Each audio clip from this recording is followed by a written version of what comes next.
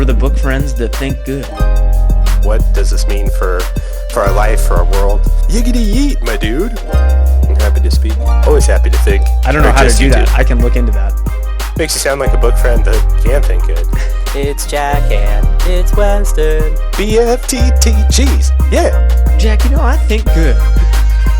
Sometimes I good think, too. Makes you sound pretty good. We might want to make it more concise. We are going to attempt to grapple and answer 3 questions. Number 1, what did we learn? Number 2, what did we disagree with? And number 3, what are we going to do about it? I am ready to roll. I'm in it. Weston, my book friend, tell me, what book is it that we're thinking good about today? Are you thinking good? I think kind of good, dude. End of the school year's got me thinking just kind of good.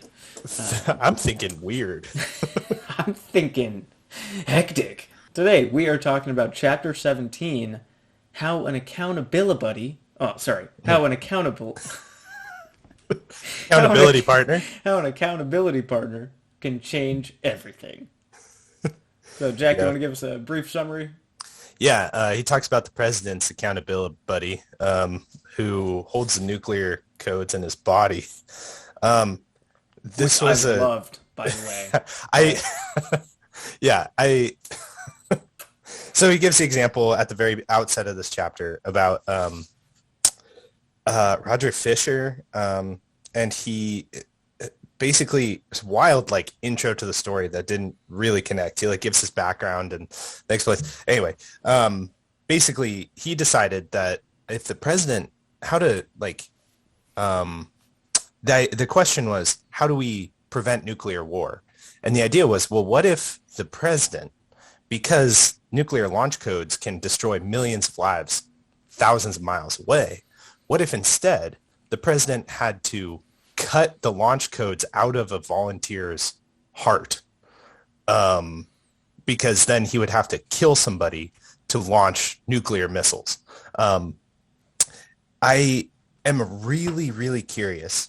Okay, so why does he even tell that? He tells that because the fourth law, the inversion of the fourth law, the way to take control of make it satisfying is to make things immediately unsatisfying. So this is an example where launching nuclear missiles would be unsatisfying for the president, and thus we will, as he says on page 207, jump through a lot of hoops to avoid a little bit of immediate pain. And this is the point that Clear is making. And the solution that he suggests for how to make things immediately unsatisfying is to set up habit contracts, which are essentially strict agreements with yourself that involve other people that keep you accountable to doing the things that you say you're going to do. So the example at the outset of the book, I also love it from a theoretical standpoint. I really wonder, is this what they do?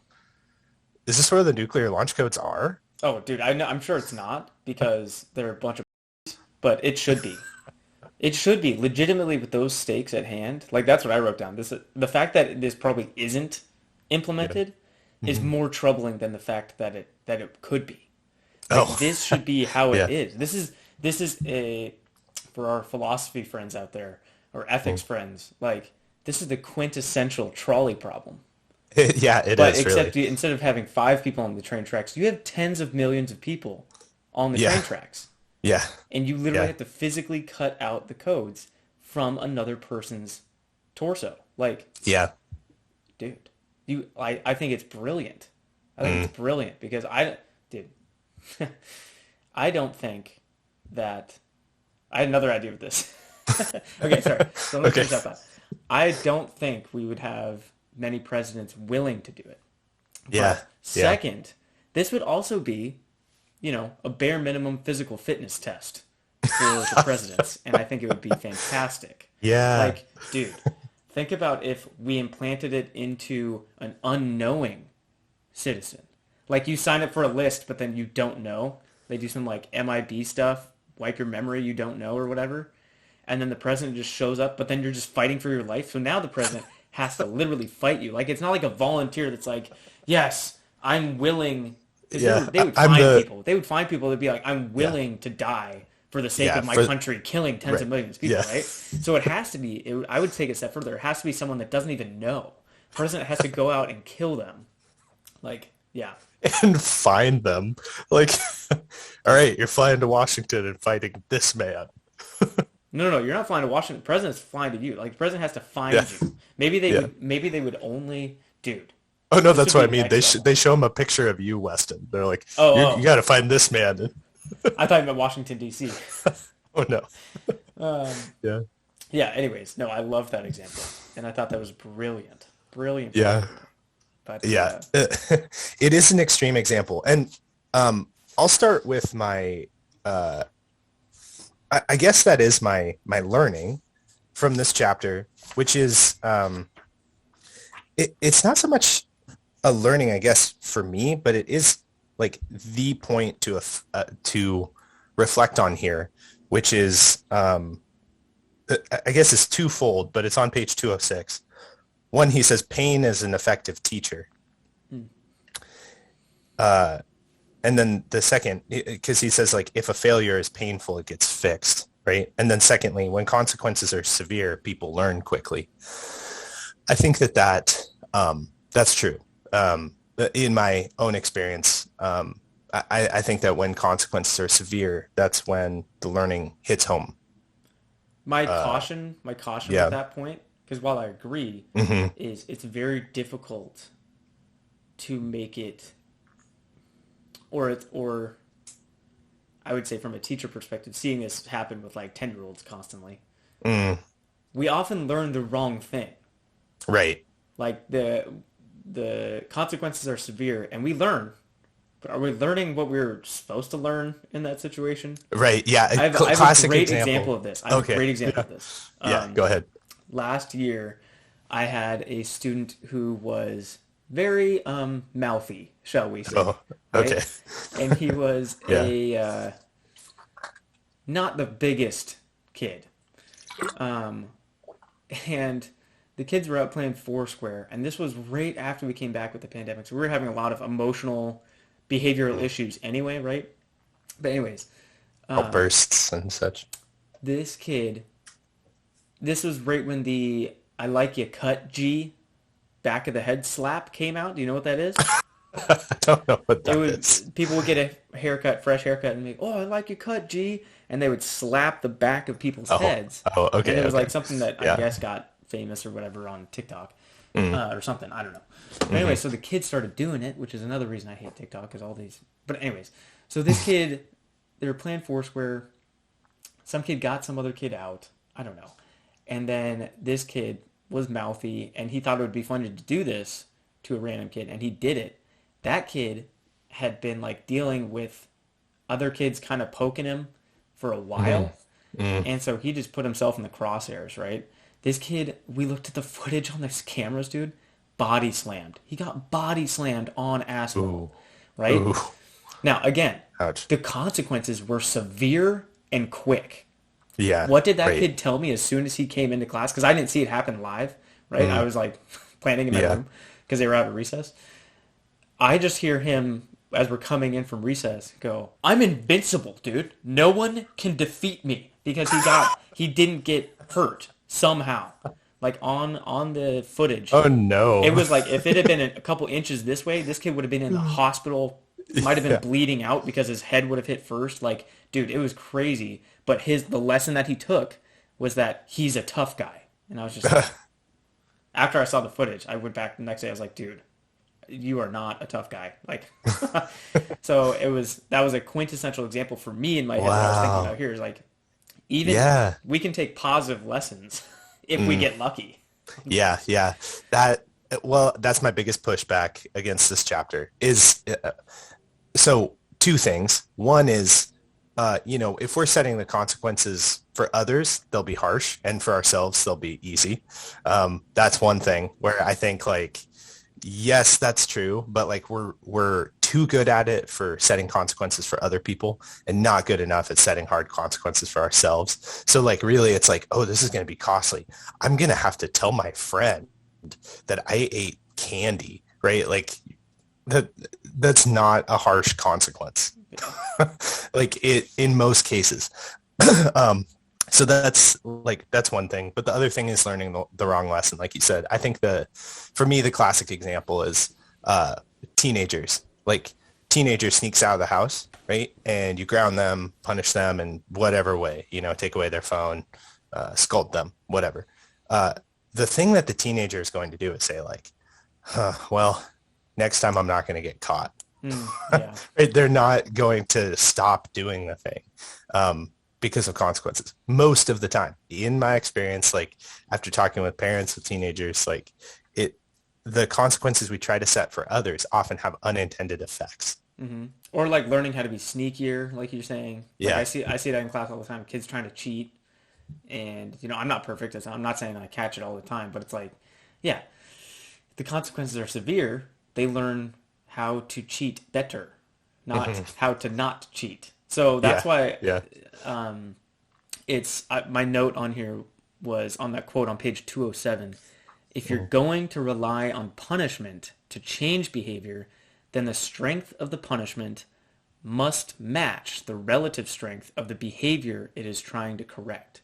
And I said Yeah. this is one of the most difficult things to balance It as is. a teacher and as a parent.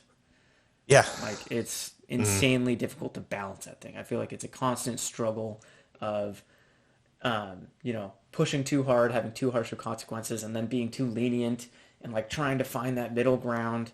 And because everything is such a case by case basis too, like you can't apply things.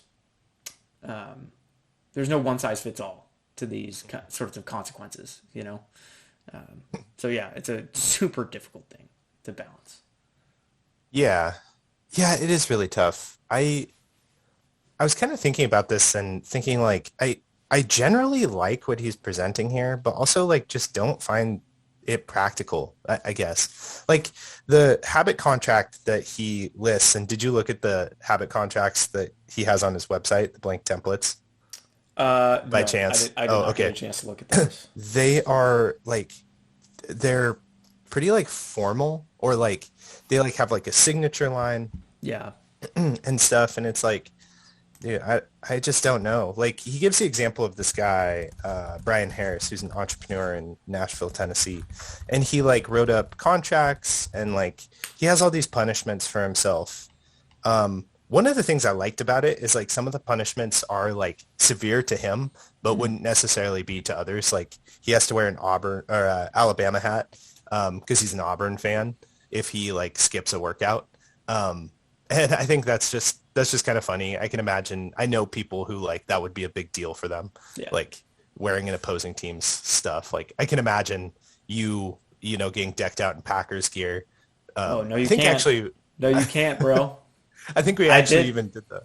There Yeah. there was one time where I had to wear Seahawks gear when the Seahawks beat the Vikings in the playoffs. So I wore Seahawks gear the next day, and then I burned all my clothes. No, I did do that though. I did do that. It's good. I mostly did that though because it was a good lesson for the kids, like how to take a Yeah. loss, how to take an L, Yeah. own Yeah. it. I was gonna say, I was gonna say, and then I had to take a sub because I was so traumatized by the experience. No. I use these habit contracts all the time in class. Okay, how's it work? And so Like, I what? can see why it How wouldn't do you be make it work? practical. Yeah, I can see why it wouldn't be practical for you at all. Yeah. But I actually use them. I've been using them for years. So we make habit contracts with like, ethical or behavioral rules or norms and mission statement or class mission statement at the beginning of the year. And we refer to it. They're posted in the room. They're posted nice and big in the room, in the front and the back. And it honestly makes the consequences and like pointing out mistakes a lot easier. And so by, after 2 or 3 months, and honestly, a lot of the classmates do it to each other because that's kind of the sort of accountability that we've got with each other. Simply just have to point and be like, yo, dude, like look at number 2 right there. And you can see your signature up there. Like you just signed that, you signed that, and you said that's what you would do, and you're not doing it right now. And so it makes there's honestly a lot of times by the end of the, like by this point in the year where it's just silent. It's like, or it'll be like, and kids will be like, and then they'll like, correct themselves. So it makes that sort of thing a lot easier. Having those sorts of consequences, and normally I don't have like the consequences laid out because I don't like relying on consequences. Well, I guess, sorry, I should reframe that. I have positive consequences laid out, not punishments. And so the kids very easily can see, if I do this, this is what I'll get. If I do this, this will be my reward. I do not have punishments or negative consequences posted at all because I don't find those effective. And like I said, it's a case-by-case basis. So it's really cool having those. And I also use them for like when we do class studies on books. It's like, here's the contract of how we are going to treat our books. And you have to sign it. I sign it. We have the book number on there. So when they're like checking out materials for me that they're going to have to give back, we do habit contracts with those too. And I consistently have better conditioned returned books than I otherwise would have, or than I did before I did the habit contracts. So it's so interesting. They're very good for that. But I agree with you. And that I think his example with Brian Harris, that's the guy we're talking about, right?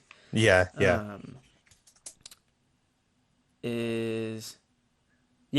Because he's the guy, and I just think it's a horrible example, because it's a bad measure, like we talked about last episode. He's not measuring the right thing. Right thing, and there's stupid punishments. Like, I know it's different for everyone. Yeah, right. But I had two things. Like, this example seemed, number one, too rich for most. Hundreds of dollars that he's like giving away for making these simple mistakes. Like, okay, that's not realistic. That's another example of just this, like, I don't know, elitist author and his examples. Number two, it's extremely short-sighted. If he continued to do, because he says that he tries to make these changes and he's doing this for his son. If he continued to do this for his son, he is implicitly saying to his son that this is how he should act. Is this really the type of example that you want your son to have and that you want your son to act like? I mean, to each his own, but I cringed at the thought of this. It was like, I do not want, I would hate for my son to become like that. Yeah, I think there also is something that says, like, one of the challenges with accountability partners, that I learned from one of my friends in recovery, like drug recovery, was like, he was like, nah, man, like, I did accountability partners for years. I don't do that anymore. And I was like, well, why is that? And he was like, one, sometimes your partner's bad behavior rubs off on you. And two, he said there's always a weak link. Like, you think it's going to be you, but it could be the other person. And then, like, you're lost because you've lost your accountability. And you're like, oh, well, nobody's watching anymore. Or I don't know how to self-regulate. He said, but that's the bigger issue. Is like, it was about self-regulating. Like, I didn't really, it was always in moments where I was alone that this became an issue. And he was like, I needed to figure out how to deal with this alone. Because, like, accountability was like, I come and I admit that I messed up. And that's very different than not messing up. And I thought, like, wow, that's a really good point. Yeah. I just think having self-regulation is really important. And it needs to be intrinsic. Like, this friend, this goes against, this is actually the biggest pushback that I had in this chapter. It was on page 210. He talks about how knowing someone is watching is a powerful motivator. That part I agree with. But the conclusion, second to last sentence of this, he says, we care about the opinions of those around us because it helps if others like us. And I think that, like, that's another thing where it's like, okay, there's an element of truth there, but that is so reductionistic and definitely not virtuous to be like, well, I only care what other people think because it helps if they do like me. It's like, extremely short-sighted.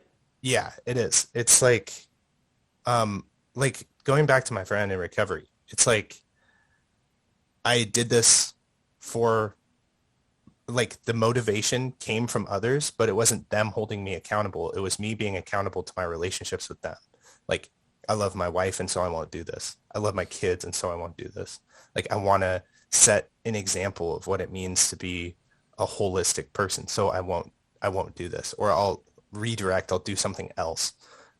Like that accountability was intrinsically motivated by a relationship with others out of love, not out of like embarrassment that they might see. Let me, I didn't make a note about this, but I just thought about this. I think this is a reason that God has showed up in so many different cultures. Mm. He is an accountability buddy Accountability buddy. for anyone at any time, because you're making an absolutely you're making the point that I made in my notes too, is that, dude, you come into this earth alone. Yeah, You leave this earth alone. right. How much time do you actually spend in the company of others, or at the very least in the company of public settings? Mm. Right? Yeah. Like, it is a tiny, tiny fraction Yeah. of my time. Well, I guess Hmm. during the school year it's not, but it's like, I don't know. You spend so much time, even if it's not a tiny fraction, you spend a good chunk of your time on your own by yourself. You need to self-regulate. And I had very similar, I had 4-point disagreement with his example Yeah. on 210 with Thomas Frank with the wake up tweet thing. Oh yeah. Yeah. So 5:55 is when he's supposed to get up. And if he doesn't, there's a 6:10 tweet that says, I'm not up and I'm lazy. And he I'll has to send you like, $5. yeah. Like, Yeah. what? So anyways, one, this is a toxic attitude about work ethic. And it's simply untrue. Like it feeds into the whole workaholic attitude, and I don't agree with that attitude. I think that's been detrimental to society as a whole, and Yeah. I think that's some. Number two, Better to sleep and do better quality work in Yes. shorter amounts of time than just cram time working that's unproductive because you didn't sleep. totally, dude. I've actually gotten to the point where I regularly wake up at 4 a.m. for my stuff to start my day, but this happened just yesterday, right? With the craziness of everything that's been going on with the end of school year. I got up in my alarm, but then I don't know what happened, but then I woke up again at 5:30. And instead of being, because I used to get like angry about it, I used to be, oh my God, I can't believe I fell back asleep. Yesterday, the attitude I've adopted is, wow, I really needed that sleep. Like Yeah. that's good that I got that, because Yeah. I definitely needed that. If it was such a thing that I didn't even remember falling back asleep, I'm like, Yeah. all right, I needed that. Well, and you had a buffer. And another thing that's really important for our listeners to know about your waking up at 4 a.m. is it's mostly for it's mostly for you. Like that's your Oh, me time, yes. right? Like waking up in the morning is like that is a reward to you, Yeah. and you're not immediately going to work. You're not like getting up and cracking the laptop. You're getting up and you're like working out. You're doing passion projects. You're like playing Yeah. video games. I Like have you're doing found- things that you want to do. Yeah, for any young parents Yeah. out there, I have found that waking up earlier gives me my me time that I need. So yeah, that's why I wake up at 4. I don't Yeah. go to work right away. So I do have a little bit of a buffer there. Yeah. But okay, so anyway, so he started this example with the tweet. 1, toxic attitude about work ethic. 2, it's achievement focused rather than process focused. Like it's Yeah. so anyways, 3, no room for flexibility on that. And like we just talked about, you should be flexible in your schedule, at least to the point where, you're not stressing out about every single second of every day. And number 4, again, the wrong measure. You're going to measure your success by just the time you wake up in the morning. That's the Right. wrong measure. Like you said, it should be quality work or quality that you're producing, not the quantity or not the timing of it. So yeah, but then I think we kind of already talked about this. My biggest pushback for the whole chapter, because we're at the end of the chapter right now. My biggest pushback is that I disagree that habit contracts should be focused in this punishment section. He should have brought habit contracts up in the positive section, because that's where I've seen them to be most effective, especially with young students, 10 to 12 years old. That's where I've seen amazing work with that. Interesting. I find that having a contract with others and then getting positive reinforcement or encouragement from others is way more powerful. The like, oh, nice job finishing that, or I'm proud of you for doing that.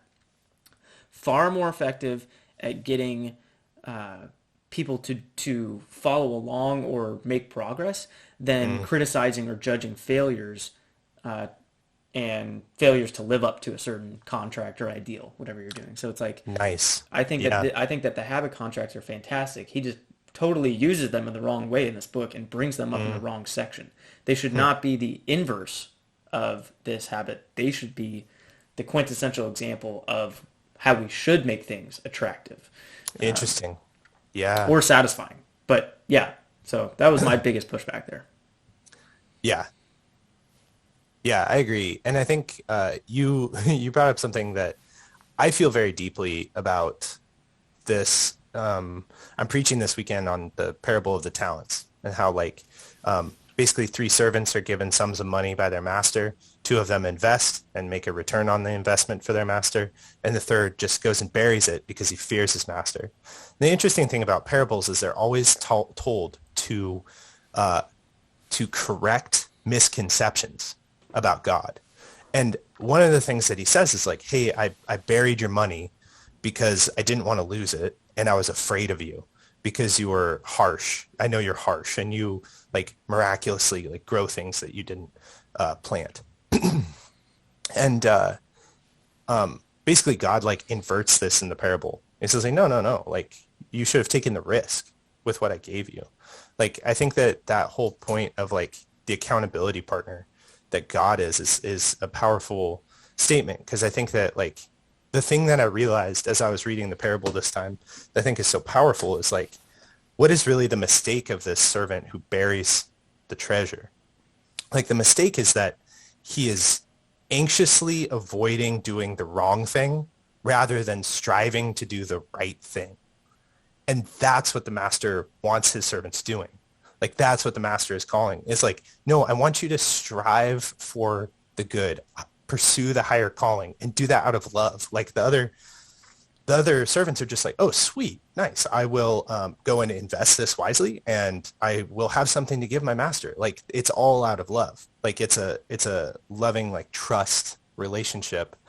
And like, I think that if we can seek that out, that's so much more important than trying to avoid the embarrassment from prying eyes, than trying to avoid like just our anxious assumptions that like, oh, I'm going to get punished or like I'm doing like, it's always better to act out of love than out of fear. And Yeah. I think that when we stack up punishments for ourselves, and especially when we create habits of punishment for ourselves, we run the risk of living anxious lives that are ruled by fear. And that to me doesn't seem productive at all. Absolutely. Absolutely. I do have an example. Your thing brought me up an example of something that just happened 2 days ago, yesterday, in my class, where we had our school carnival, which was pretty awesome this year anyway. The PTA was amazing. Oh, We had cool. like inflatable games and obstacle courses, cops, fire trucks. We had 3 food trucks out there. Anyways, lots of fun stuff. And Nice. I was there with my son and my wife, who also works at the school. Oh, I bet he loved it. Oh yeah, well, parts of it. The music Yeah. was too loud and he was crying at one point. Um, but anyways, they even had a petting zoo with, dude, we had like a legit wallaby at our school. Oh, It was nice. sick. But Yeah. anyways, uh, I obviously saw a bunch of my students running around the carnival too, and I was talking to them, talking to families and stuff. And the next day, so yesterday in class, I had a group of 5 of them. 5 of them had gotten together at the carnival, and they asked me a question at the very beginning of the day, and they said, "Hey, Mr. Grammer, we yesterday we all decided to uh, use like we decided to play all the carnival games to earn enough tickets to buy a box of Sour Patch Kids that we could then pass out to the whole class today." Mm, And I was just like, what? That's awesome. Like they spent their time at the carnival yeah. yesterday thinking about like Everyone else. everyone else in our class.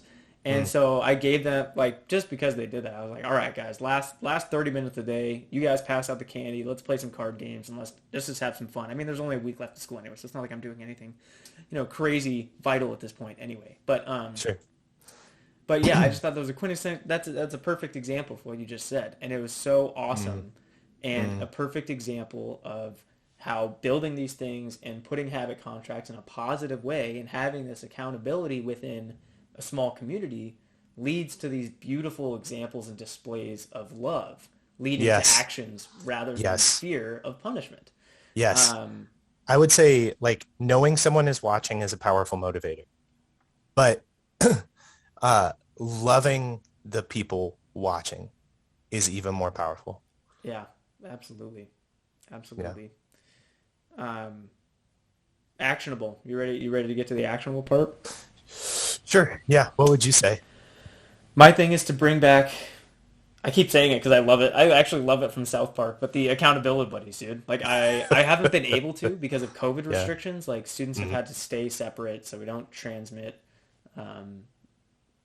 And I'm hoping that next year I can bring more of that back because that's been one of the hardest things about class the last 2 years is having to keep the kids separate from each other to where they can't get. And I know it's such a simple thing, but the physical action of being separate from each other as far as they have to be makes it hard to have close relations.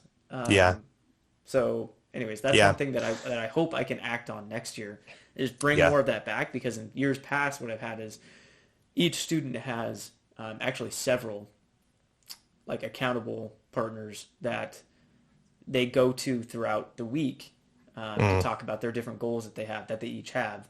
So that's a way that I help, grow and foster the interpersonal connections that the students have and more connection to our community and our classroom. So I want to bring that back so bad because that's such a valuable piece. Yeah, I think this chapter, our discussion just now, and like something I'm just putting together in my head is like, oh, this is actually how the game design community works that I'm a part of. Like, I'm a part of a number of groups online that are like independent designers, and predominantly they are positively focused, which is like, hey, how did you strive this week? What did you accomplish? What did you do? Like, tell us what you did, and we can applaud it together. And it's become this thing where like there's this guy who created this larger group. I think it has like 17,000 members on Facebook. But every Friday is like, hey, what'd you accomplish? And it's an opportunity to share. And like people like it, they love it, they comment. They're like, hey, I would want to help you with that or something, And that is really positive. There's a really positive experience. And what's just dawning on me is like, I need to take this into every area of life, right? Like strive together, I think is a good motto from this chapter, which is like, how are you finding people that you are striving with? Not just that you're checking in with to say like, oh, did you mess up? Like, well, better luck next week. But like, hey, how are we striving? How are we pushing forward together? And I think this is a really good model for the church.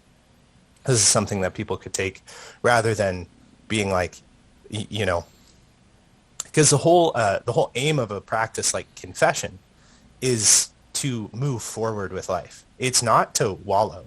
It's to like be liberated so that you can move forward. Yeah. And I think that is like taking a little bit of this into church relationships and encouraging people to strive and thrive together with partners who hold them to a higher standard, not just of like correcting bad behavior, but of like moving forward in really good direction.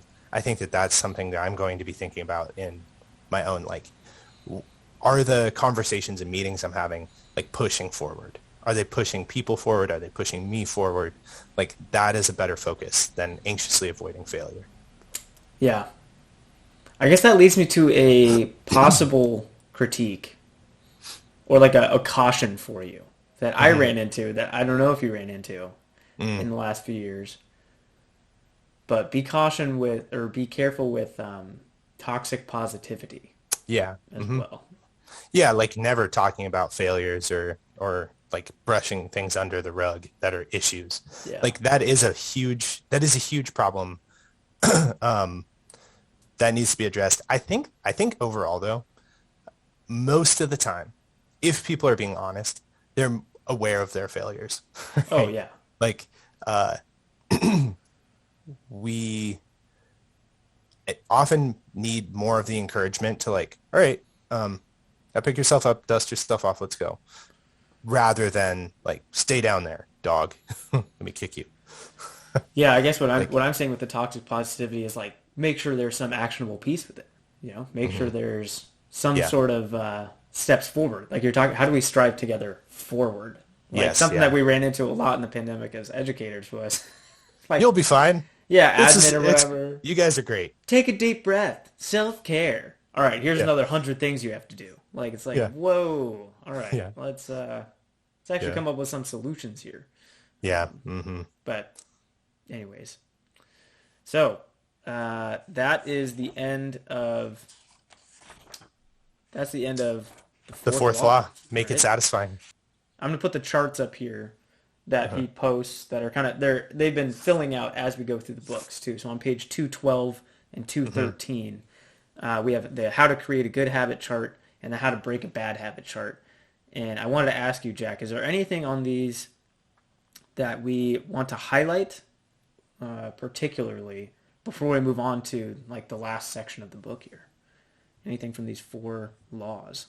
I think probably a couple of my favorite points from making good habits were the 2-minute rule and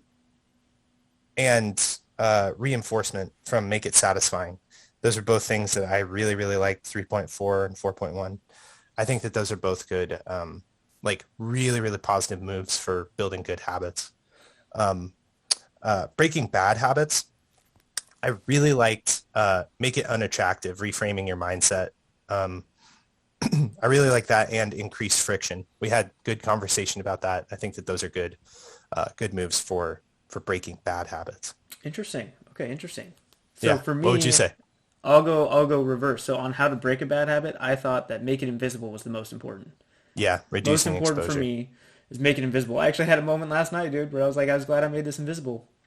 I didn't, or at least it was like environment, right? I was after my son went to bed, and I was like, man, I could really go for a snack. And I looked in my cupboard, and there was nothing there. And I was like, good job, past Weston. Future Weston thanks you.